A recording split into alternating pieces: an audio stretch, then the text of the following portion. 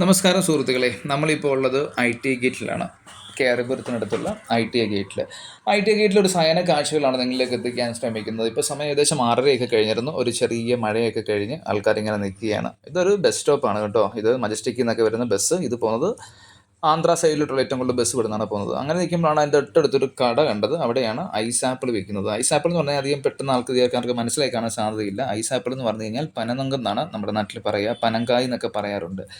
ആ പനങ്കായുടെ ഒരു പനങ്കായ മേടിക്കാൻ വേണ്ടിയിട്ടാണ് നമ്മളിങ്ങോട്ട് വന്നത്. ഒരു പനങ്കായുടെ വില 50 രൂപയാണ് ആ ചേട്ടൻ പറഞ്ഞത്. ആ ഒരു പനങ്കായ്ക്കകത്ത് 3 കരിക്ക് പോലത്തെ ഒരു സാധനം ഉണ്ടാകും. അതാണ് നമ്മൾ അതിൽ കഴിക്കുന്നത്. ശരീരത്തിന് ഏറ്റവും നല്ല ഗുണമുള്ളൊരു സംഭവമാണിത്. കാർബോഹൈഡ്രേറ്റ് ഉണ്ടാവും, കാൽസ്യവും പ്രോട്ടീനും വിറ്റാമിൻ സിയും എയും ഇയും എല്ലാം അടങ്ങിയിട്ടുള്ള ജലാംശം ഏറെയുള്ള ഒരു ഒരു ഒരു കായാണിത്. പ്രകൃതിദത്തമായിട്ടുള്ള ഒരു ഈ വേനൽക്കാലത്ത് മാത്രമല്ല കേട്ടോ, നമുക്കിത് എല്ലാ കാലത്തും ഇത് കഴിക്കാൻ പറ്റും. ഇതിനകത്ത് ഏറ്റവും കൂടുതലുള്ളത് വെള്ളത്തിൻ്റെ കണ്ടൻറ്റാണ്. അപ്പം നമ്മുടെ ശരീരത്തിന് എത്രത്തോളം നല്ലതാണെന്ന് നിങ്ങൾക്ക് മനസ്സിലാവുമല്ലോ. കുടലിൻ്റെ ആരോഗ്യത്തിനും ബെസ്റ്റാണ്. നാരുകളൊക്കെ ഉള്ളതുകൊണ്ട് മലബന്ധം പോലുള്ള പ്രശ്നങ്ങൾക്ക് നല്ലതാണ്. പിന്നെ ശരീരത്തിൻ്റെ രോഗപ്രതിരോധ ശേഷി കൂട്ടാനും സാധിക്കുന്നു. അതുമാത്രമല്ല, ഇന്നത്തെ കാലത്ത് ഏറ്റവും കൂടുതൽ ആൾക്കാർക്കുള്ള ഒരു കോമൺ ആയിട്ടുള്ള ഒരു പ്രശ്നമാണ് ഫാറ്റി ലിവർ. അപ്പോൾ ഫാറ്റി ലിവറിൻ്റെ പ്രശ്നങ്ങൾക്കൊക്കെ ഒരു പരിഹാരമാണ് ഈ പനനങ്ക് അല്ലെങ്കിൽ ഐസ് ആപ്പിൾ എന്നുള്ള പേര് കിട്ടുന്നത്. ഇത് ബാംഗ്ലൂരിലൊക്കെ ഒരുപാട് വഴിയോരങ്ങളിൽ ഇതൊക്കെ സജീവമാണ്. നമ്മുടെ നാട്ടിലങ്ങ് അധികം കാണാറില്ല. ഇത് തമിഴ്നാട്ടിലെ മേട്ടൂർ എന്നുള്ളൊരു സ്ഥലത്തു നിന്നാണ് ഈ സാധനം ബാംഗ്ലൂരിലേക്ക് വരുന്നത്. ഒരു ചേട്ടനാണ്, ഒരു തമിഴ് ചേട്ടനാണ് ഇത് കട നടത്തിക്കൊണ്ടിരുന്നത്. പുള്ളിയുടെ നിന്നാണ് ഞാൻ മേടിച്ചത്. 50 രൂപയാണ് ഞാൻ മേടിച്ചത്. സംഭവം നല്ലതാണ്. കഴിച്ചു കഴിഞ്ഞപ്പോൾ നമുക്കൊരു ഒരു ഫ്രഷ്നെസ് ഒക്കെ നമുക്കങ്ങനെ ഫീൽ ചെയ്യും.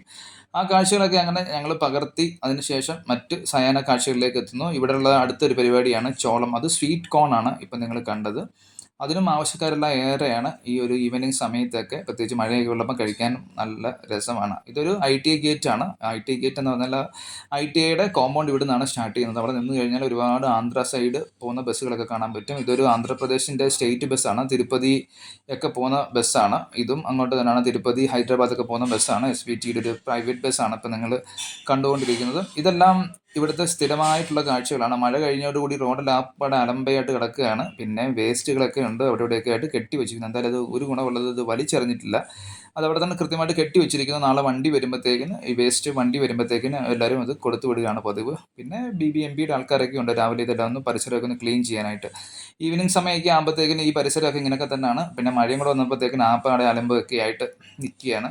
ആ ഐ.ടി.ഐ ഗേറ്റിൻ്റെ തൊട്ട് സൈഡിൽ ചെറിയ ചെറിയ കടകളൊക്കെ ഉണ്ട്. ഇഷ്ടംപോലെ കടകളുണ്ട്. അവിടെ സ്നാക്സ് ഒക്കെ ഉണ്ട്. പിന്നെ ചെറിയ ഹോട്ടലുകളൊക്കെ അവൈലബിൾ ആണ്. ഇതിൽ നേരെ പോയി കഴിഞ്ഞാൽ നമ്മൾ കേരപുരം റെയിൽവേ സ്റ്റേഷനിലോട്ടാണ് പോകുന്നത്.